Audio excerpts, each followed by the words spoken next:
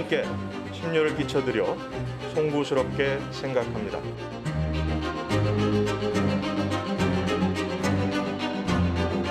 법을 지키지 않으면서 무리하게 경찰국을 이렇게 강행하고 설치하는 것은 저는 경찰 수사권에 개입하기 위한 것이 아닌가 이런 의심을 합니다. 경찰국을 신설해서 제대로 된 국회나 국민들의 견제나 감시를 받고 있는 행안부 장관을 통해서 제대로 양성화시켜보자, 이런 취지가 아닙니까?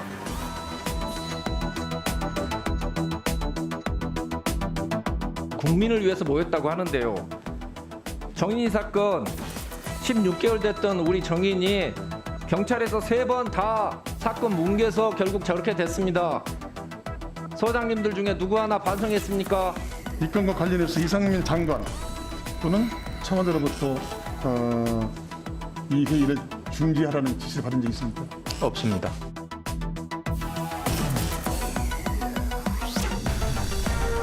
이분은 과거에 노동활동도 일부 했던 것 같은데 이 녹화 과정을 통해서 이 뿌락치 활동을 한 것으로 강력하게 의심이 되고 있습니다. 의원님 지적하신 그런 부분까지를 저희가 알고 고려하지는 않았습니다. 네, 여의도 사사건건 시간입니다. 자, 오늘은 장동혁 국민의힘 의원, 이수진 민주당 의원 이렇게 두 분과 함께하겠습니다. 자, 어서 오십시오. 안녕하세요. 안녕하세요. 이 거센 빗줄기를 뚫고 와주셔서 감사합니다. 네, 자, 저희가 월요일에는 출연하시는 분들에게 어떤 인물을 좀 주목하고 계시나 이렇게 여쭤보고 있는데 오늘 두 분을 한꺼번에 좀 공개하면서 시작할까요? 보겠습니다. 이재명 의원 그리고 네, 김수로 차장감이죠. 자, 먼저 왜 이재명 의원을 선택하셨는지 좀 여쭤보겠습니다. 민주당 1, 2차 경선에서 거의 75%에 가까운 압도적인 득표를 이재명 의원이 했습니다. 그리고 최고위원들도 대부분 친명계로 이제 지금 당선될 것으로 보여지고요. 또 당원들이 이제 당원 당규까지 개정해 가면서 이재명 의원을 지키자 이렇게 나서고 있습니다. 뭐 이 정도 되면 명주당, 뭐 이재명 의원이 주인인 당, 뭐 이렇게 얘기해야 될까요? 명주당. 예. 네. 뭐 그래서 그런 이재명 의원이 당대표가 된다면 결국은 당대표 리스크로 이어질 것이고, 그리고 건강한 야당으로서 혁신적이고 쇄신적인 모습을 바라던 국민들의 기대와는 멀어지는 게 아닌가, 이래서 이재명 의원을 꼽았습니다. 왜 대선 때 뭐 이나땡 이런 표현들이 있었는데 네. 지금 표정 보니까 굉장히 기대하고 계신 것 같아요. 어떤 말씀 좀 주시겠습니까? 네, 그 윤석열 정부 행안부 초대 경찰국장, 그 경찰 장악 핵심에 논란이 되고 있지 않습니까? 제가 선정한 인물이 김순호 초대 경찰국장인데요. 이분 학생운동 출신으로 그 예전에 그 인천 부천 노동자회라는 조직의 부천 지역 책임자셨습니다. 그런데 그 이분이 그 조직 책임자였을 때 갑자기 그 1989년 4월에 갑자기 잠적했다가 그해 말에 경찰 그 경정 그 특채가 됩니다. 특채로 네. 채용이 되는데 이 김 국장이 잠적해 있을 때 그때 이 인노회가 조직 사건으로 다수 핵심 그 분들이 구속이 되고 그리고 또 이적 단체로 몰리게 됩니다. 이 과정에서 김순호 씨 1년 선배인 최동 열사가 고문 후유증으로 고생하던 중에 분신 사망을 하게 되는 그런 일이 있었습니다. 당시에 김 국장이 이른바 경찰 끈앞풀 아니냐, 그 대가로 경찰 특채가 된 것이라는 의혹이 제기된 바가 있고요. 김순호 국장이 최근 이 사건에 대해서 골수 주사파로 더 이상 빠지지 않게 하기 위해서 경찰 찾아가게 된 것이다라고 이렇게 주장했는데 이 단체는 2020년 대법원으로부터 이적단체 아니다라고 판결까지 받았습니다. 그런데도 아직까지 지금까지 그 동료들을 그 매도하고 있는 모습이 굉장히 안타깝고요. 전 여러 정황상 김 국장이 당시 동료들 밀고 있을 가능성이 높지 않나. 그리고 이에 대해서 김순호 국장이 명확한 해명이 필요한 상황이다. 그리고 선배였던 최동 열사 영정에 가서 진실을 고해야 되고 그리고 경찰도 당시 무리한 수사에 대해서는 진심 어린 사죄를 해야 된다 이렇게 생각을 합니다. 오늘 야당에서는 논평 내고 치안본부 남영동 대공분실의 부활이다 이렇게까지 규정을 했더라고요. 이 문제에 대해서는 어떤 입장 좀 갖고 계십니까? 견광부회라고 생각을 합니다. 견강부회다. 네, 악의적인 프레임이다. 지금 인노에 관련해서 김순호 국장은 본인은 관련이 없다라고 이야기를 하고 있고 또 의원님도 말씀하셨지만 지금 그런 의혹 제기 단계입니다. 그리고 남영동 대공 분실에 대해서 김순호 국장이 근무했던 것도 아닙니다. 지금 홍승상 전 경감이 김순호 국장을 채용하는 데 있어서 관여한 것이 아니냐라고 하는 이야기를 하고 있는데 그것을 가지고 남영동 대공 분실을 소환해가지고 연결시킨다면 뭐 그런 논리라면 김순호 국장의 사돈의 팔촌하고 홍승삼 경감의 사돈의 팔촌이 친구라고 하면 그것도 연결해가지고 아마 남영동 대공 분실을 소환할 게 아닌가. 그런데 이렇게 남영동 대공 분실까지 소환하는 것은 저는 경찰 조직에 대한 모욕이고 폄훼가 아닌가. 경찰국장 한 사람이 어떤 사람이 온다라고 하는 것을 가지고 마치 경찰 조직이 지금도 지금 이 시점에서도 인권 침해를 마다하지 않을 것처럼 몰아가는 것은 경찰 조직을 너무 폄훼하는 것이다 그렇게 생각을 합니다. 경찰 조직에 대한 폄훼다 이렇게 규정하셨는데? 네, 저는 그렇게 생각하지 않고요. 제가 오늘 원내대변인으로서 아침에 브리핑했습니다. 아까 말씀드린 바처럼 김순호 경찰국장 그 공채한 사람이 1987년 박종철 고문치사 사건에 그 당시 그 내무부 치안본부 대공분실의 홍승산 전 경감인 것으로 밝혀졌습니다. 공채한 사람이. 그리고 이번 경찰국 신설이 30년 전 내무부 치안본부 부활이 아니냐는 지적이 있는데요. 저는 많은 국민들께서 박종철 열사 고문치사 사건을 기억하고 계시고 남영동 그 대공분실이 그 사건이 일어났다는 것을 분명하게 기억하고 있습니다. 윤석열 정부가 고교 동창인 이상민 장관을 통해서 위법적으로 경찰국 신설을 했고 그리고 4일 만에 입법 예고를 일사천리로 진행한 이유가 그 무엇인지 국민들께서 지금 묻고 있습니다. 저는 군사작전 하듯이 경찰국 신설할 이유가 결국은 경찰 장악, 30년 전 다시 남영동 그 시절로 돌아가는 거 아니냐 이렇게 보고 있다라고 그런 지적이 있다라는 거에 대해서 좀 반성을 하셔야 되는 거 아닌가. 그리고 지금 윤희근 경찰청장 그 후보가 인사청문회를 국회에서 지금 진행 중에 있습니다. 윤희근 경찰청장 후보도 경찰청장 자리를 위해서 혹여라도 역사를 그 경찰 민주화의 역사를 되돌리지 않는지 또 동료 경찰들을 배신하는 그런 모습을 보이는 건 아닌지 그리고 또 정권에 충실한 그런 역할만 하겠다 이런 모습을 보이는 건 아닌지 그런 모습들을 계속 보이는 것 같아서 국민들도 그렇고 굉장히 안타깝게 생각하고 있습니다. 그러니까 야당에서는 결국엔 그거잖아요. 경찰 장악이다. 경찰을 손아귀 위에 들고 뭔가 다른 걸 하려는 게 아니야. 이런 이제 의심인 건데 어떤 말씀을 좀 주시겠습니까? 그것이 검수완박을 졸속으로 추진하다 보니까 생긴 문제라고 생각을 합니다. 사실 검찰개혁의 핵심은 수사권을 가진 검찰을 정치 권력으로부터 독립시키는 것이었는데 그 권력을 수사기관에 경찰에 넘겨주는 것 외에 그러한 수사권의 독립을 위해서 어떠한 장치도 마련하지 않고 지금 검수완박을 시행을 해놨습니다.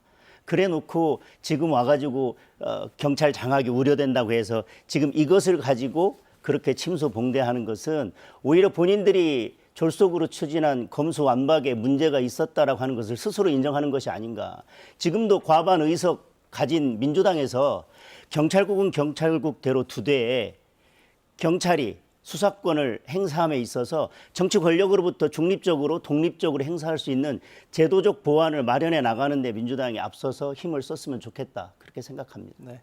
자, 그러니까 의도와 목적 이것도 논란인데 중요한 거는 적법성이기도 하죠. 법적인 정당성, 절차적인 문제가 없게 추진을 해야 되니까. 근데 오늘 국회 입법조사처에서 내놓은 이 회보서를 보면 이런 답변들이 있어요. 국회 입법조사관들은 이렇게 판단했습니다. 행안부 장관은 치안 사무를 관장할 수 없고 그러니까 상위법에 위반된다는 거죠. 한마디로. 경찰청장을 통할할 위치가 아니다라고 판단했고 경찰국 신설 문제는 경찰위원회를 거치지 않았기 때문에 현행법 위반이다 이런 판단을 내놓았어요. 입법조사처의 이 결론에 대해서는 어떤 입장이세요? 우선 법령에 대해서 국가기관 중에서 공식적으로 법령 해석 권한을, 유권 해석 권한을 가진 것은 법제처입니다. 법제처에서 이미 지난 7월 27일 날 경찰국 신설이 법적으로 아무런 문제가 없다고 결론을 냈고요. 행안부 장관이 치안에 대한 업무를 소관상으로 가지고 있지 않기 때문에 문제가 있다라고 하는 것은 그것은 법령을 너무 형식적으로 해석한 것이 아닌가. 정부조직법 34조 5항에 보면 치안에 관한 사무를 관장하기 위해서 행안부 장관 소속으로 경찰청을 둔다고 되어 있습니다. 그리고 제34조는 행안부에 관한 법률 조항입니다. 그러면 치안에 관한 사무를 담당하기 위해서 행안부 장관 소속으로 경찰청을 둔다는 것은 결국은 행안부 장관이 치안에 관해서도 사건 개개에 대해서 통제하거나 지휘할 수는 없다 하더라도 치안 행정 일반에 관한 지휘 감독은 할 수 있다. 더군다나 중앙행정기관은 경찰청만 하더라도 치안에 관한 사무 외에 그에 부수해서 인사나 행정이나 조직에 관한 업무가 있습니다. 이와 관련해서 행안부 장관이 관여할 수 있도록 되어 있는 법률 조항들이 여러 개가 있습니다. 그 업무로 이 수사 업무가 아니라 나머지 일반 행정 업무에 관한 지휘 감독권을 행사하기 위해서 경찰국을 둔다고 하는데 왜 자꾸 치안 업무 특히 수사에 관한 그리고 수사권을 장악해서 경찰을 장악하려고 한다라고 표현하는지 저는 이해할 수가 없습니다. 네, 그 윤석열 정부가 경찰국 신설이 위법하다라는 지적은 저희 더불어민주당뿐만 아니라 여러 법률 전문가들도 그동안 지적해왔던 문제고요. 그리고 국회에서 그 입법조사처 조사 결과도 이와 같은 내용입니다. 윤석열 정부만 경찰국 신설이 적법하다라고 계속 주장을 하고 계시는데 억지 주장은 이제 그만하시고 그 경찰을 정권을 위한 경찰이 아니라 국민을 위한 경찰로 되돌려 놔야 될 시점이다. 덧붙여서 얼마 전에 법제처에서 국회에 자료를 제출하면서 경찰위원회가 기속력 있는 합의체 행정기관이라는 내용을 삭제해서 제출해서 매우 논란이 됐습니다.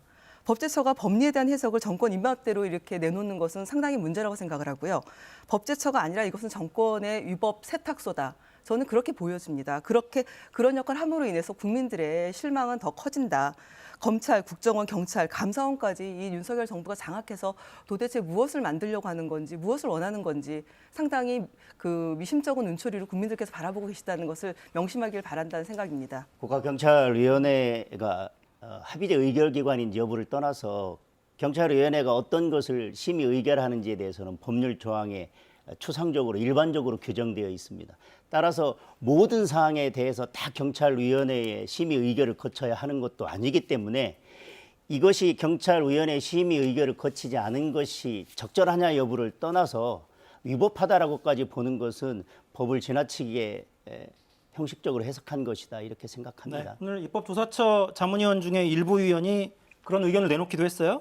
30년 동안 경찰이 상정된 안건이 2,500여 건밖에 안 된답니다. 그러니까 모든 관련 사무를 다 여기서 결정해온 건 아니라는 취지이긴 하고요. 이런 주장은 모든 사무를 결정 안 했다 하더라도 중요한 사무는 이 경찰위원회에서 결정해야 되는 거 아니겠습니까? 국가경찰위원회가 만들어진 이유가 무엇이겠습니까?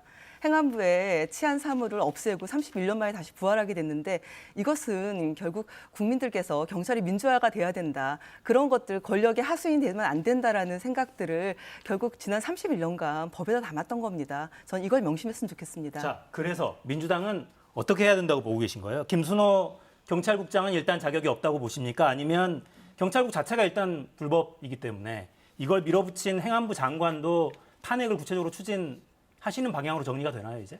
행안부 장관도 당연히 문제가 되죠. 행안부 장관과 관련해서는 저희도 법적 조치라든지 이후 필요한 것들을 국회에서 지금 논의 중에 있습니다. 네. 구체적으로 탄핵을 할지 해임 건의안을 제출할지 이 여부는 결정된 상황은 아니고요. 네, 아직까지 결정은 안 됐습니다. 근데 민주당 국회 안에서도 계속 따질 계획인데 대응은 어떻게 하십니까, 그럼? 지금 경찰국에 대해서 자꾸 법적 근거가 없다라고 위법이다라고 하는 말씀은 그러면 결국은 일반 행정 분야에 관해서도 어떠한 지휘 감독도 받지 않는 행정기관이 대한민국에 존재하게 됩니다. 그게 바로 경찰청입니다. 자꾸 지금 일반 행정에 대한 업무 보조나 지원이나 지휘 감독을 위해서 경찰국을 두는 것에 대해서 문제를 제기할 것이 아니라 조금 전에도 말씀드렸지만 어떻게 경찰이 수사권을 행사함에 있어서 정치 권력으로부터 중립적으로 독립해서 행사할 수 있는지에 대해서 민주당에서 그런 부분에 대한 제도적 보완을 하는데 힘을 기울였으면 좋겠다는 게 제 생각입니다. 그래서 저희가 수기분리 관련해서 중수청 설치하자라고 법안을 제안을 드렸는데 권성동 원내대표께서 합의안을 파기하지 않으셨습니까? 그 안에 경찰의 권력 비대화를 해결할 수 있는 방법을 담았었습니다. 네, 여기까지 하겠습니다. 거슬러 올라가다 보면 끝이 없어서요. 네. 자, 주제를 좀 바꾸죠. 윤석열 대통령 오늘 휴가 뒤에 첫 출근했죠. 여러모로 오늘 출근길 발언 시선이 쏠렸었는데요. 자, 직접 들어보시겠습니다.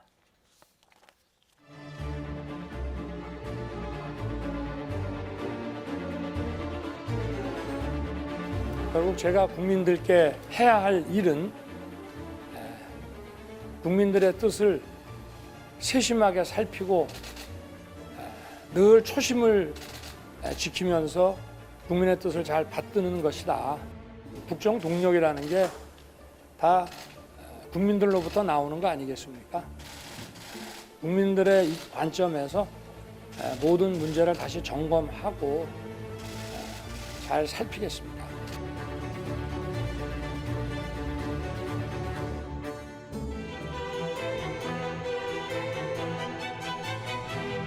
인사 검증을 부실하게 하고 또 실제 추천을 강행하고 임명까지 강행한 사람이 과연 누구입니까? 이런 장관 전 정권에서 본 적이 있냐라고 표현을 썼던가요? 그러니까 대통령 인식이 이 상황을 만들어낸 것입니다.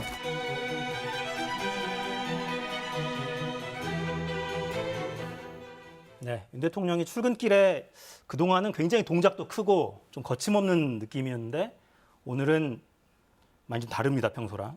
자, 인적 쇄신에도 좀 부정적이다 이런 기사들이 그동안 지난주까지는 나오다가 오늘은 약간 여지를 좀 열어둔 것 같은 느낌이 있어요. 그러니까 조간에는 박순애 사회부총리 사퇴할 거다 이런 기사 구체적으로 나왔고 여권 안에서는 어떻게 좀 보고 계세요, 지금 상황을? 여권 안에서는 뭐 청와대 인적 쇄신까지 또 이야기하는 분들이 계시긴 합니다. 네. 근데 오늘 대통령의 발언을 본다면 거기까지 포함된 것으로 보여지지는 않고 박순애 장관에 대해서만 놓고 본다면 필요하다면 그 부분에 대한 인적 쇄신은 가능하지 않겠냐, 그런 취지가 섞여 있지 않나 그렇게 생각합니다. 의원님은 어떻게 생각하십니까? 대통령실도 비서실장이나 정무수석 같은 경우는 좀 책임이 무겁지 않느냐 이런 지적이 여권에서도 나오던데요. 저는 개인적으로 필요하다면 뭐 완전한 대폭 인적 쇄신은 아니라 작은 폭에서라도 청와대 인적 쇄신은 필요하다라는 게 제 개인적인 생각이긴 합니다만은 네. 지금 100일도 안 된 상황에서 인적 쇄신만을 이야기하는 것보다 오늘 대통령께서 말씀하신 발언에 답이 있다고 생각을 합니다. 지금까지 지지율이 낮아지고 국민들의 지지를 얻지 못했던 것들은 국민의 눈높이에 맞지 않고 국민의 뜻이 뭔지를 잘 파악하지 못했었기 때문인데 초심으로 돌아가서 다시 국민의 뜻이 뭔지를 다시 파악하고 국민의 뜻을 잘 살피도록 노력하겠다. 만약에 그 국민의 뜻 속에 청와대 인적 쇄신도 필요하다면 그 부분도 잘 살펴야 될 필요가 있다 생각합니다. 야권에서는 보면 구체적으로 거명해 가면서 이렇게 이야기를 하시던데 의원님 보시기에 이 정도는 해야 좀 국민들이 성의를 보인다고 판단하지 않겠냐 말씀해 주신다면. 오늘 윤석열 대통령 휴가 마치고 첫날 업무 복귀 첫날 이제 도어 스태핑에서 어떤 말씀하실지 굉장히 궁금했어요. 네. 굉장히 궁금했는데 생각보다 아직까지 문제에 대한 그 인식이 안일하시다. 이제 이런 생각이 들고요. 언론적인 수준의 발언만 있어서 사실 조금 실망을 했습니다. 저희 같은 경우는 구체적으로 현재 이제 박순애 장관 경질은 현재 국민들 정서상 이거는 뭐 기본적인 기초적인 그런 어떤 인적 쇄신의 그냥 최소한의 조치다 이렇게 보고 있고요. 아침 발언에서 전면적인 인적 쇄신이나 근본적 국정 운영 기조 전환에 대해서는 의지를 찾기가 어려웠거든요. 그런데 지금 사실 검찰 편중 인사라든지 대통령실에 그리고 대통령실 권력 사유화 또 불량 국무위원들 검찰 장악, 경찰 장악, 보복 수사, 또 감사원의 표적 감사라든지 또 전 정부 지우기랑 또 전 정부 인사에 대해서 찍어내기에 몰두하는 모습들은 현재 경제 민생 위기 속에서 대통령이 가야 될 방향과는 매우 다른 방향으로 가고 있다. 이런 것들에 대한 제대로 된 인적 쇄신 없이 계속 그렇게 가신다라면은 상당히 그 윤석열 대통령의 불통, 무능, 폭주 이런 것들에 대한 비판이 여전히 있을 것이다. 그래서 이 마지막 골든 타임이기 때문에 저는 무엇보다도 태도, 사람, 정책 다 바꿔야 된다 이렇게 생각합니다. 태도, 사람, 정책 다 바꾸라. 어떨까요? 대통령실에서 어디까지 받아들일 수 있을까요? 뭐 어디까지 받아들여야 될지를 떠나서 지금 야당에서 특정 뭐 장관이나 콕콕 집어서 말씀하시는 것은 그것이 국민의 의사 그리고 국민의 뜻에 완전히 다 부합한다고 보기는 어렵고 콕콕 찍은 인사들 중에는 좀 민주당의 이해관계에 얽혀 있는 부분들도 있지 않나 그렇게 생각을 합니다. 네. 자, 지지율 그래픽 저희 만들어 놓은 걸 좀 보면서 이야기를 할까요? 오늘 2개 조사기관에서 국정수행평가 결과가 나왔는데 한국사회여론조사연구소 KSOI는 부정평가가 70%를 넘었습니다. 대통령 취임 1년 차에 정말 보기 힘든 광경이죠. 직무수행 부정평가가 70%를 넘었고 리얼미터 조사 결과에서도 67.8%까지 부정평가가 올라갔어요. 긍정평가는 20%대로 내려왔습니다. 이거를 이제 리얼미터는 4가지로 물어봅니다. 잘함, 아주 잘함, 못함, 매우 못함 이렇게 네 가지로 응답해달라고 요청을 드리는데 매우 못함이라고 대답한 것만 저희가 뽑아서 따로 그래픽을 제작을 했는데 이렇게 나와요. 쭉 상승세입니다. 6월 5주에는 39.4%가 매우 못한다 이렇게 응답했는데 지난주 8월 첫 주에는 60.5%의 국민들이 그러니까 아까 좀 전에 그 조사 결과를 보시면 67.3%가 못한다고 응답했거든요. 부정평가. 근데 그중에 60.5% 거의 대부분은 그냥 못하는 게 아니라 매우 못한다 이렇게 평가를 했어요. 돌파구는 어디서 찾았으면 좋겠다고 판단하고 계세요? 돌파구는 왜 지지율이 저렇게 떨어지고 있는지에 대한 것들을 종합적으로 다 살펴서 그에 대한 하나하나의 대책을 마련해 가야 된다고 생각합니다. 그중에 폭은 어떻게 결정할지 모르겠지만 아까 말씀하셨던 인적 쇄신의 문제도 있을 것이고 야당에서도 지금 줄기차게 요구하고 있습니다만은 특별감찰관을 임명하는 것도 또 하나의 방법이 될 것이다. 그리고 건강한 건전한 당정 관계를 새롭게 정립해 가는 것도 필요하다고 보여지고요. 마지막으로 사실은 결국은 지금 국민들의 지지율이 떨어진 것 중에 가장 큰 것은 지금 삶이 너무 힘들고 팍팍하다라고 하는 것이기 때문에 1차적으로는 그렇죠. 예, 그렇죠. 그래서 결국은 대통령이 무엇을 지금 국민들이 원하고 있고 무엇이 시급한지를 살펴서 다시 정책으로 돌아가서 정치가 아니라 정책으로 돌아가서 국민들이 공감할 수 있는 정책, 민생 대책 이런 것들을 내놓는 것이 필요하다 그렇게 생각합니다. 네, 대통령 국정 운영 그 지지율 30% 정도는 돼야지 이게 그 동력이 될 텐데 그 밑으로 떨어졌다 하면 이거 상당한 문제거든요. 이게 국정 운영의 동력이 작동이 안 될 가능성이 매우 커졌다 이렇게 봐지는 거고 그리고 이게 박근혜 정권 그 탄핵 직전에 그때 그 모습들 그리고 국민들의 불안감 이게 나라냐 다시 촛불을 들어야 되는 거 아니냐 이런 얘기까지 나올 정도로 심각하게 불안해하고 있다는 것을 직시하셔야 됩니다. 저는 이런 상황에서 대통령께서도 좀 진정성 있는 인적 쇄신에 대해서 분명하게 좀 보여주셔야 된다. 그리고 또 국정 운영에 대해서도 기조를 전면적으로 좀 수정하셔야 되고 또 진솔하게 이 힘들고 어려운 상황에 국민들의 눈높이에 체감하지 못한 부분에 대한 진정성 어린 사과 이런 것들을 좀 지금 타이밍에 보여주지 않는다라면은 이 지지율에 대해서는 아마 좀 더 어려워지지 않겠나 좀 그렇게 보고 있습니다. 네. 잘 됐으면 좋겠어요. 네. 곧 추석도 다가오고 물가 이야기 또 분명히 나올 겁니다. 그래서 그렇죠. 대통령실에서 나오는 메시지들 주로 민생, 구체적인 국민들의 삶에 좀 다가가는 방향으로 그런 메시지가 좀 많이 나왔으면 좋겠어요. 자, 주제 좀 바꾸죠. 여야 상황 좀 살펴볼까요? 영상부터 보고 이어가겠습니다.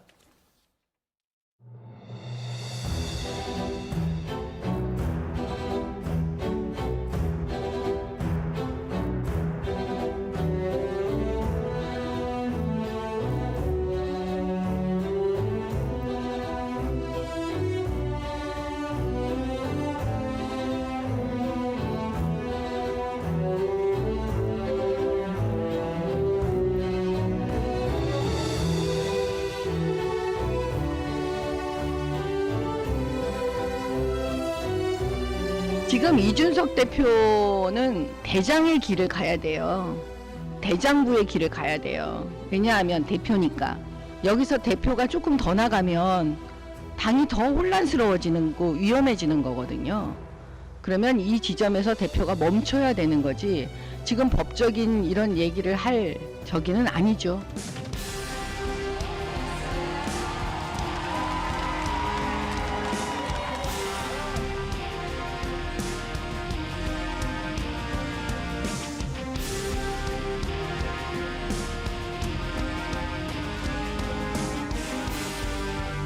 강훈식 후보의 그 의지 여전히 믿고 있습니다. 이제 시간이 많이 남지는 않았지만 포기할 때는 아니라고 생각하고 있습니다. 단일화가 본질은 아닌 것 같습니다. 저희가 더 많은 득표를 해야지 나머지 이야기들도 다 가능해질 문제라고 생각하기 때문입니다. 네, 어대명 이야기가 돌더니 이제는 확대명이라고 하네요. 확실히 대표는 이재명. 첫 주말 순회 경선 결과는 뭐 압도적이었고요. 어대명 넘어가는 지금 상황인데 표정이 좋으세요. 이재명 의원 이야기가 나오면. 여당 의원님들이. 표정이 좋다고 말씀드릴 네, 것은 뭔가 아니고요. 좀 그러니까 이대로 가면 네. 민주당이 이 길로 가면 오히려 좋지 않을 거다라는 인식을 좀 하고 계신 것 같습니다. 정치라는 것이 상대당이 잘못하는 것에 반사적이게 기대해서 할 것은 아닙니다만 물론입니다. 네. 여당도 건강한 야당이 나와서 서로 협력하고 상생을 해야 됩니다. 그런데 지금 아까 모두의 말씀드린 것처럼 이재명 대표 의원이 저렇게 압도적으로 앞서가고 있고 그리고 친명계 인사들이 거의 최고위원에 당선될 것으로 보여집니다. 그러면서 또 당원 당규까지 개정을 해서 이재명 의원의 사법 리스크에 대해서 대비하려고 하는 움직임들이 있는데 그 자체가 이미 이재명 의원을 지지하는 많은 당원들도 사법 리스크에 대해서 현실적으로 고민하고 있다는 이야기가 아니겠습니까? 그렇다면 결국은 이재명 의원이 당대표가 된다면 그 리스크가 사법 리스크가 당의 리스크가 될 것이고 결국은 건강한 야당의 탄생을 바라는 국민들의 전체적인 리스크로 될 것이다. 또 하나는 오늘 노룩 악수가 또 문제가 됐습니다. 그것은 이재명 후보를 줄기차게 이제 공격했던 박용진 후보에 대한 어쨌든 사적인 감정의 표현이 아닌가. 그런데 그것이 문제가 되는 것은 그런 장면이 앞으로 이재명 의원이 대표가 된다면 그것이 당내에서의 갈등이 표면화되는 것을 단적으로 보여주는 것이 아닌가 그런 우려가 있습니다. 네. 노루각수는 아마 조금 전에 사진으로 나갔는데 박용진 의원이 연설을 마치고 내려와서 앉아있던 후보들 관계자들에게 악수를 청하는데 이재명 의원이 뭘 보고 있었는지는 모르겠는데 왼손에 들고 있는 스마트폰을 보면서 손만 내밀어서 악수하는 장면, 이른바 노루각수, 이렇게 논란이 좀 있습니다. 자, 당헌 80조 개정 이야기가 계속 좀 나와서 당헌을 좀 보고 이어갈까요? 80조에 부패 연루자에 대한 제재 관련 조항이에요. 쭉 문장이 깁니다만 세 번째 줄만 보시면 됩니다. 사실 기소된 당직자의 직무를 기소와 동시에 정지시키고 수사를 요청할 수 있다, 이런 대목이에요. 결국 이재명 지키기 아니냐, 이런 문제 제기입니다. 여당에서. 지금 현재 저희 선거가 진행 중에 있어서 제가 원내 대변인으로서 어떤 특정 후보에 대해서 이런저런 얘기를 하기는 좀 어렵고요. 다만 지금 이재명 후보가 굉장히 높은 그 득표율로 지금 1등을 앞서가고 있는데 이 모습은 제가 보기에는 지금 너무나 민생 위기, 윤석열 정부의 실정을 보면서 강한 민주당, 민생을 해결하는 멋진 민주당의 탄생을 바라기 때문에 이렇게 상황을 만들어지고 있다라고 보여지고요. 사진 한 장만 가지고 이것을 전체를 평가하는 것은 조금 부적절해 보인다는 생각이 들면서요. 다만 당헌 80조 개정과 관련해서 지금 현 정부가 공안 사정으로 지금 몰아가고 있거든요. 이런 상황에서 특히 핵심이 기소 즉시 직무정지의 문제를 어떻게 해결할 것인가, 이 부분입니다. 혹여라도 정권 차원에서 악용할 가능성이 있기 때문에 저는 당원 정신을 잘 지키면서 이걸 유지하면서 이 부분에 대해서 그 공안 탄압에 대응하기 위한 어떤 현명한 수준의 좀 개정을 논의할 필요는 있겠다, 이렇게 생각을 합니다. 또 제가 이제 과거 최고위원 할 때도 비슷한 내용 가지고 징계안으로 올라온 적이 있었습니다. 다른 의원님들도. 그럴 때마다 같은 내용들에 대해서 논의가 좀 필요했었기 때문에 지금 이게 특별히 이재명 후보를 위한 것이 아니라 과거부터 얘기가 됐던 부분들에 대해서 한 번 더 짚고 넘어가야 될 그런 필요성이 있다라고 보여집니다. 근데 이게 꼭 시기가 이래서만 공교로운 게 아니라 사실 당헌 저기에 보면 부칙으로 이런 조항이 있지 않아요? 그럼에도 불구하고 필요하다면 윤리위에서 논의할 수 있다, 이런 규정이 제가 있는 걸로 알고 있어서, 그러니까 이런 부칙 조항이 있는데도 불구하고 이 규정 자체를 바꿔야 한다는 주장이 하필 이 시기에 나오니까 여러 해석들을 낳는 거 아니겠습니까? 아무래도 당원 당규 개정은 전당대회 때 항상 나오는 거라서 이게 전당대회 때 개정할 수 있는 거다 보니까 좀 그런 이제 불필요한 오해도 있는 것 같습니다. 네. 하필 시기가 이래서 불필요한 오해가 빚어지고 있다. 네. 국민들이 보고 계시겠죠? 판단 아마 하실 겁니다. 사실 이제 인물을 이재명 의원을 꼽아 오셔서 이 얘기를 먼저 했는데 더 큰 관심은 내일 아니겠어요? 내일 이제 국민의힘 전국위원회가 어떤 결론을 내릴 것인가. 비대위원장은 주호영 의원으로 가닥이 잡혀간다, 이런 분석 기사들 많이 나오던데 그렇게 보고 계십니까? 그간의 경험이나 여러 가지 능력으로 봤을 때 당내에서는 주호영 의원 쪽으로 분위기가 잡혀가고 있는 건 맞는 것 같습니다. 네. 비대위로 전환하는 흐름은 돌이킬 수 없다고 보시고 이미. 저는 지금 상황에서는 비대위로 전환하는 것은 돌이킬 수 없는 흐름이라고 생각을 합니다. 근데 문제는 이준석 대표가 가만히 그냥 있을 수는 없는 거 아닙니까? 저는 뭐 정치의 문제는 정치로 풀었으면 좋겠다는 게 제 생각인데 네. 지금 오히려 논란이 되고 있고 이게 가처분이 받아들일 거냐 말 거냐 논란이 있다는 것 자체가 당원 당규가 명백하게 지금 절차가 잘못됐다든지 비상 상황이 아니라고 규정되어 있지 않다는 것이고 논란의 여지가 있고 해석의 여지가 있다는 것입니다. 당원 당규가 법률처럼 모든 것을 완벽하게 다 규정할 수 없다면 그러면 당이라고 하는 것은 그렇게 당에 문제가 있고 위기 상황에서 당원 당규가 명백하지 않고 명확하지 않다면 당원들의 총의를 모아서 그 위기 상황을 극복해 나가고 해소해 나가는 데 집중을 해야지 그 문제를 법의 문제로 끌고 가서 해결하려고 하는 것은 바람직하지 않다 그렇게 생각합니다. 그러니까 정치적인 논란, 논쟁은 정치로 풀어야 하는데 근데 이미 사실 그 단계를 넘어간 것 같단 말이죠. 이준석 대표는 이미 가처분 신청 낼 거라고 공언하고 있고 오늘은 국바세, 국민의힘 바로 세우기 당원 모임인데 여기도 네. 모임을 갖고 사실상 법률적인 절차에 들어갈 가능성이 높아진 것 같아요.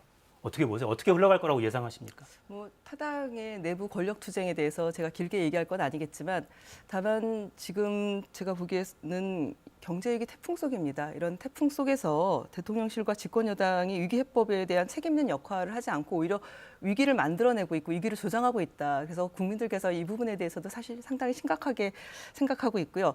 무엇보다 대통령이 분명하게 당무에 개입하지 않겠다라고 얘기했었습니다. 그럼에도 불구하고 뭐 그 문자 메시지, 내부 총질한 문자 메시지 그리고 비대위 전환 의견 제시했다라는 것이 확인됐어요. 이게 그 내부에서 나온 얘기 아니겠습니까? 이게 대통령 의중대로 국민의힘이 비대위로 전환된 거 아니냐, 전환되고 그 길로 가고 있다 이렇게 보여지는 모습들이 결국 또 이거 대통령 거짓말한 거 아닙니까? 이런 모습까지 바로 연결이 됩니다. 그래서 저는 이제 대통령께서는 당 권력 싸움에선 손을 떼시고 그리고 국정에 집중하고 또 국민의힘은 내부 권력 다툼이 아니라 좀 민생 경제 안정을 노력해야 되는데 이 얘기를 드리는 이유는 아까 말씀하셨지만 이 여야가 파트너가 돼서 이 민생 위기를 함께 헤쳐나가야 되는데 여당이 잘해야지 되거든요. 저희는 그래서 그런 것들 좀 기대하면서 좀 잘 마무리를 지으셨으면 좋겠습니다. 잘 마무리 짓는 게 뭘까요? 내일 전국위 그리고 이준석 대표나 국민의힘 바로 세우기 당원 모임 이게 어떻게 진행돼야 그나마 정치적인 파장을 좀 줄이는 방법이 되겠습니까? 저는 지금 이 논의를 함에 있어서 핵심은 예를 들면 국민의힘 당원이라면 이 지금 당의 상황이 그리고 대통령 지지율이 이렇게 떨어져 있고 여당으로서 제 역할을 하지 못하는 이 상황이 비상 상황이냐 라고 하는 거에 저는 집중했으면 좋겠다. 그래서 비상 상황이라 한다고 하면 비대위로 가는 것이 맞고 그 과정에서 절차적으로 약간 다소 좀 완벽하지 못한 모습이 있다거나 아니면 비대위로 감으로 인해서 부수적으로 또는 반사적으로 이준석 대표가 당대표의 지위를 유지한 채 당으로 돌아올 수 없다라고 하는 것은 저는 그것은 부수적인 문제고 반사적인 효과라고 생각을 합니다. 다만 지금 상황이 당의 위기 상황이라고 한다면 이것을 어떻게 해결하고 비대위를 어떻게 꾸려서 이 상황을 빨리 그리고 어떤 방법으로 조속히 마무리 지을 건지에 대한 고민에 집중했으면 좋겠다 그렇게 생각합니다. 그러니까 이게 참 구구한 해석의 문제라서 네. 이번 주 들어서는 확실히 비상 상황은 맞긴 맞는 것 같아요. 근데 이미 비상 상황이 돼버린 거죠. 이제는 돌이킬 수 없는. 근데 지난주 상황까지 정말 비상이 맞았느냐? 그거를 최고위원 사퇴 의사를 밝혔던 최고위원들이 돌아와서 뭐 의결을 하고 이런 과정이 있었기 때문에 이런 과정을 놓고 이준석 대표는 법적인 조치에 들어가겠다고 공언을 하고 있습니다. 내일이 운명의 날이에요. 내일 이야기를 더 해야 되겠습니다. 지금 속보가 들어왔는데 하나만 전해드리고 마치죠. 박순애 사회부 총리가 곧 기자회견을 열 것이다라는 소식이 지금 막 속보로 들어왔습니다. 거취 관련한 내용이 들어있을 걸로 예상이 되고요. 아마 사퇴 기자회견이 아니겠느냐라는 전망이 나오고 있습니다. 박순애 사회부 총리, 교육부 장관이 곧 기자회견을 가질 거다 이런 소식이 속보로 들어와 있습니다. 자세한 내용 들어오는 대로 전해드리죠. 자, 여의도 코너 마치겠습니다. 이수진, 장동혁 의원이었습니다. 고맙습니다. 네, 고맙습니다. 고맙습니다.